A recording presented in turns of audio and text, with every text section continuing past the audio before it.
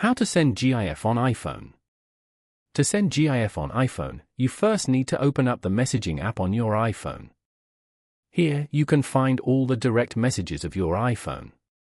From here, you need tap on this icon at the top right corner of your screen to write a new message. Type in the recipient name over here. Then, get down to the chat box and tap onto this plus icon over here. A menu like this appears. Select the photo option from here. Select a GIF from the gallery. Now, send the GIF to that person. The recipient can view and send a GIF as a reply as well. Keep in mind that the process may vary based on the platform you are using to send GIF. By following these simple steps, you can easily send GIF on iPhone. Thank you for watching. Please leave a like if this tutorial helped you, or leave a comment below if you have any questions related to the video.